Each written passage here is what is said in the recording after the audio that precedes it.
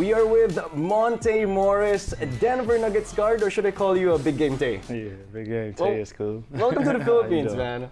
doing? So a lot of Filipinos want to know about your journey to the NBA. Coming from Flint, how is it like to make it to the NBA? It's big time, especially because our percentage is so low coming from Flint, Michigan.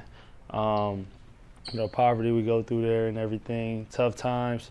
So when you got someone that got opportunity to take it to the next level and inspire the city, like I had opportunity to do, they stuck behind me and, it felt real good to, take that step and show kids and, even people that anything is possible in this world if you, put your right foot up and work very hard. You are, I would say, the leader on the bench. What can we expect from Denver this year? It's been a lot of crazy trades in the West. So, a lot of people not talking about us, which it isn't nothing new. I know last year we shocked a lot of people. I feel like with everybody back and adding Jeremy Grant from OKC, I feel like our chemistry going to be very well, and we know what we got to do and to get past where we lost last year. Who do you want to face most now in the West? Who are you interested in? I say both the LA teams. I got a best friend that played for the Lakers, and then I know Paul George and Kawhi going to have, the Clippers. So you're talking about Kyle, right? Yeah. So every time me and him play each other, we try to go at it because we from the same part, in Michigan. So it's a good thing to get back to hometown. So I'm looking forward to playing them two the most. But the West so loaded every single night, you can't take a game off, because you got Mike Conley, Damian Lillard, and Steph Curry, all those guys in the West. So every night going to be a battle. Did you have that welcome to the NBA moment when you stepped on the court? Do you remember that specific moment? Yeah. Like I said, LeBron always been my idol, so we opened up against LeBron in the preseason in San Diego. And I check in, and he's pointing at everybody, Rondo, you got more. So I'm like, wow, it's crazy. LeBron really saying my name. We going up against him. But I think that moment, it just really let me know, all right, you in the NBA, now LeBron is a rivalry now. He ain't your favorite player no more. You ain't got no favorite player. You just got to go out and compete against him. So I think that moment for sure. At the end of your career, what did you want to be remembered as? I just want to be remembered, anywhere, Monte went. He helped his team and took it to the next level and always was a team guy, on-time guy, no issues guy, great locker room guy, and look forward to, broadcasting later on in my career once everything all said and done. So.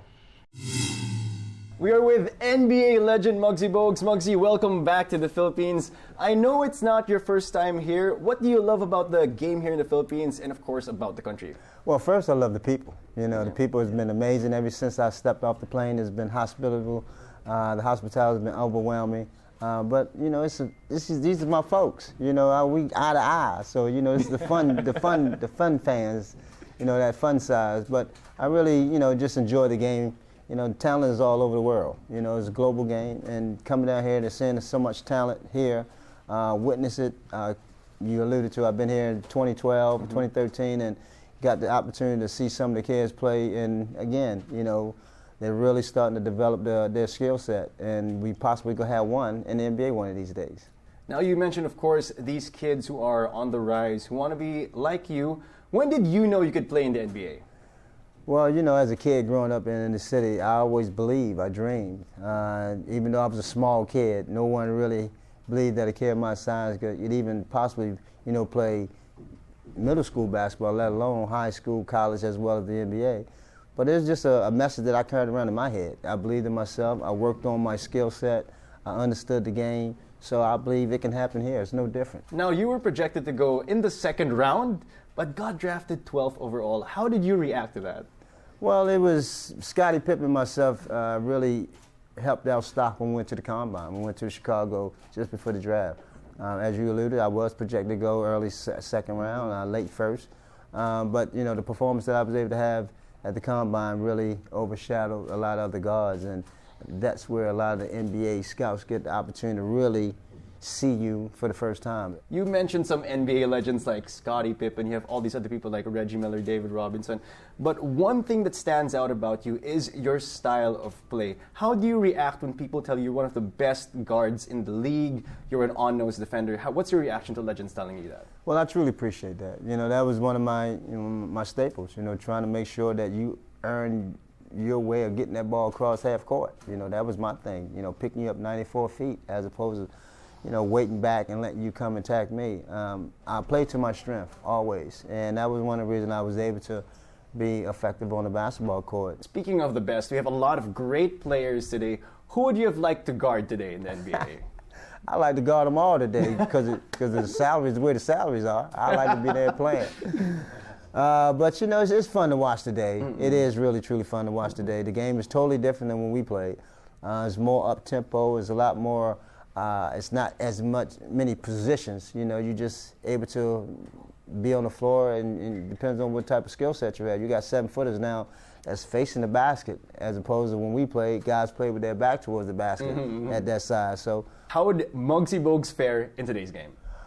Well, every player feels like they can play in every era, and I believe that I can play in this era. It's not as physical as it was back then.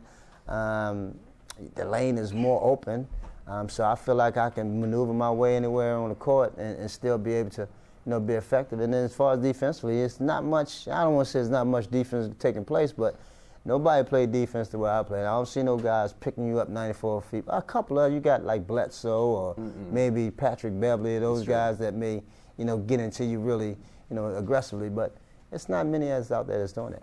Now Filipinos really connect with you because you represent us, the smaller guards but hard-nosed players, passionate players. Now our national team, of course, is going to the FIBA World Cup. Do you have any advice for them? Well, continue to listen to your coach. Have that, execute that game plan, but continue to keep working on your skill set because we never master this game. And you got some great talent that's going to be playing over there. You got Jordan Clarkson and the Cavaliers as well as Andre Blatch and former players. So it's going to be competitive, and they're going to have a lot of talent to compete. So I'm looking forward to watching. There you have it, everyone. NBA legend Muggsy Bogues on the score.